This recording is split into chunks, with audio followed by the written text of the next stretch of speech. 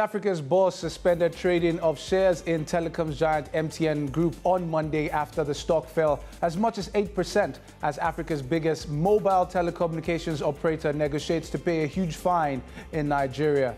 And the Nigerian Communications Commission, the NCC, has pledged to issue new telecom spectrum licenses starting from 2016 to create pervasive internet infrastructure in all the 36 states of the Federation.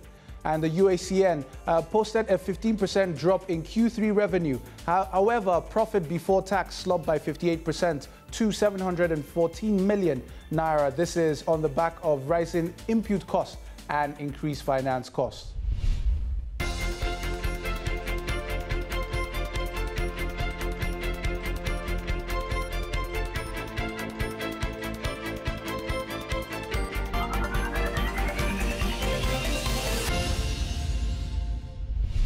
Hello, you are watching BTVA's Business Nigeria, and I am Tunji Andrews. The South African's bourse suspended trading in shares of telecommunications giant firm MTN Group on Monday after the stock fell as much as 8% as Africa's biggest mobile telecommunications operator negotiates to pay a huge fine in Nigeria. The stock has fallen more than 25% in the past 7 sessions, wiping out more than 60 billion rand, that's $4.3 billion, off its market value, after the Nigerian Communication Commission imposed a $5.2 billion fine last week for failure to cut off unregistered users.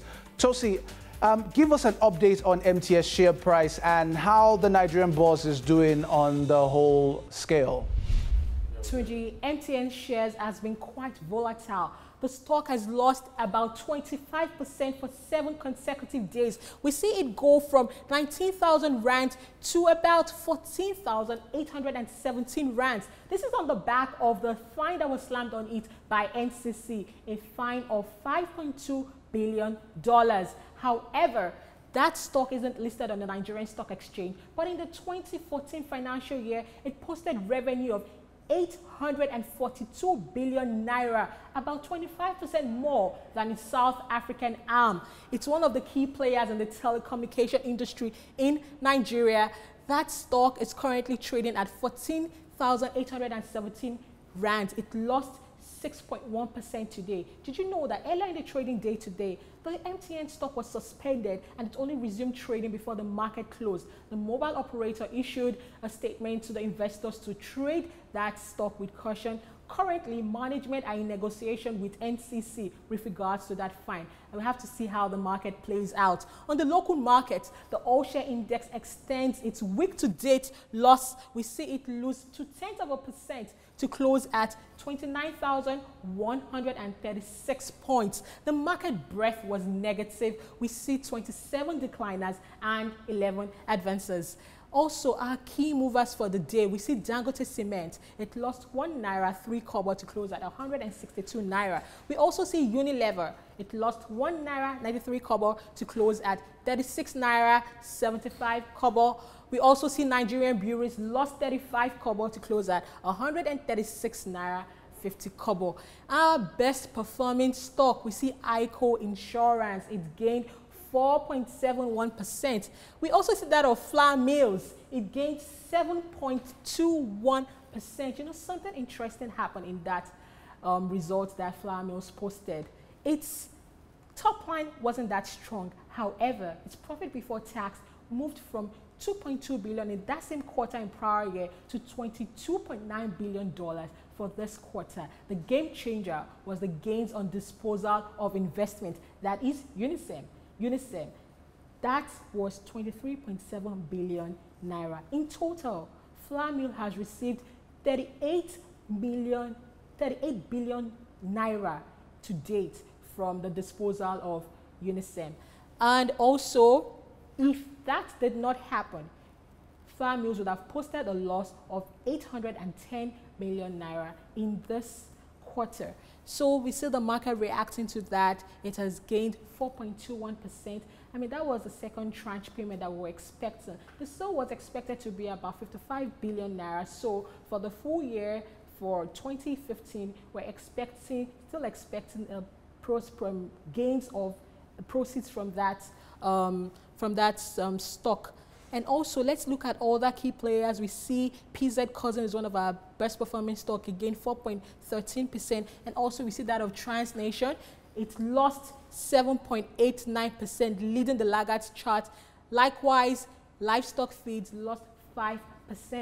You know, UACN released its results over the weekend, and it wasn't good. UACN owns about 51% of livestock, and we can see the investors also playing in that space, you know, probably projecting Livestock Feeds results as well. UACN lost 4 naira, lost 4.98%. Its top line growth wasn't good. Revenue was down 15% to 17.2 million naira. Finance costs surged 288% to 414 million, and whereas we see profit before tax decline 58% to 714 million. The key drivers of the poor or weak result were the rising input costs, its finance costs, and stiff competitions. The situation in the north has not significantly improved, and we can still see this taking place in the results of UACN. Its food and beverage portfolio forms the backbone of the business. It's about 40% of its profit before tax. So that plays a key role there. I guess this brings us back to the macroeconomic indicators again. I mean, the economy is characterized by, we have the political uncertainties, we have security concerns, we have the foreign exchange volatilities, we have the rising inflation, and this all boils down to consumer spending, and we can see consumer goods taking a pinch as a result of the macroeconomic indicators. So this is it from me, Tunji. Thanks, Josie. So the market closed down by 0.18% today. Now, back to the MTN story. Adegboyega today. He's the head of research at BTVA. Now, Boyega, now you've been looking through the numbers, you've been looking at trying to put perspective to the MTN issue. Could you just take us through it? Wait, so now, the first number that I heard that scared me was $5.2 billion, right? I'm an Arsenal fan. And I was like, how much did Emirates Stadium cost? About $750. So that's like 7 different Emirates stadiums that you could build in various places in London. But aside that, now the question is, $5.2 billion is a lot of money. That's 1.04 trillion naira. Now, the question is, what was the effect? Almost immediately, and the NCC is insistent that it pays that fine, and I believe the deadline is about the 16th of November. Now, if it is forced to pay that fine, you've seen it wipe off about 25% in market cap. It's lost about 60 billion rand. It's now trading about 14,700 rand. But they will tell you, all of a sudden, Nigeria, that was its biggest market, has suddenly become its biggest headache. They paid, what, 285 million for the license initially? Last year's revenues are about $3.9 billion. But put it in perspective. Let's bring it back home. Nigeria's MTN's revenue last year for Nigeria was about 3.9 billion. Yeah, 3.9 billion. What contribution of that to GDP did we see, basically in terms of GDP growth for 2014? It was about 1%. It was about 1%. It was about 1%. So because GDP growth was about almost about 31 billion. Now, also want to ask you, how many people does MTN employ on the Nigerian scale? Conservative estimates would be about 2,500 employees.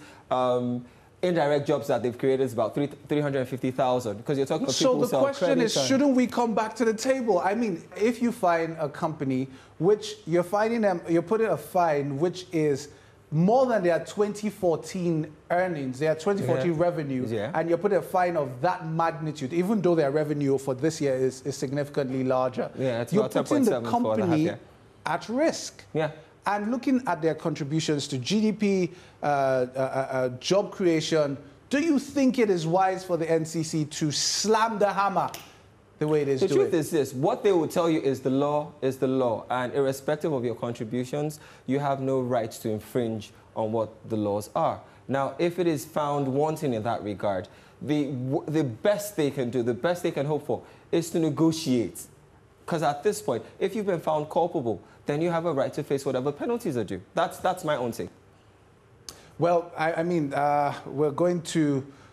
I keep wondering, and I keep looking at those numbers, and I'm a bit worried. That comes to over a trillion naira, about 1.04 trillion. Yeah, 1.04. That is like 22% of Nigeria's budget. Yes. That's a lot. It's a lot of money. Do you think anybody in Abuja is pushing for this to go through? Maybe that's a way to fund our next budget. Just joking about that.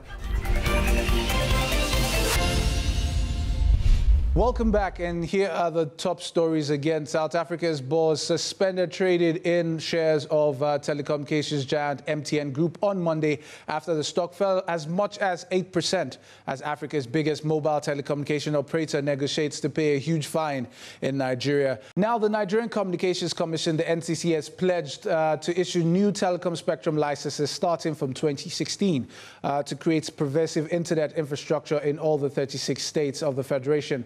This will encourage increased investments that will expand broadband services and drive economic growth and development. Nigeria has an array of telecom licenses awaiting auctions from next year, such as the 2.6 gigahertz band. This is in the 5 geopolitical zones of the country. There's also the 5.4 gigahertz band, the 70-80 gigahertz band, as well as the 700 and 800 megahertz band that the NCC plans to offer telecom broadband operators across the nation. Now, MTN, Airtel, Glo and Etisalat and the licensed co-location service providers currently have over 30,000 base stations across the Federation. Now, that's all we can take on Business Nigeria today. Do not forget you can continue to follow us by hashtagging Business Nigeria on Twitter. You can follow us on at Business Nigeria on Twitter, BTVA Newsroom, on Twitter to continue the conversation. Follow me also. My Twitter handle is @Tunji Andrews. Till next time, keep doing business, Nigeria.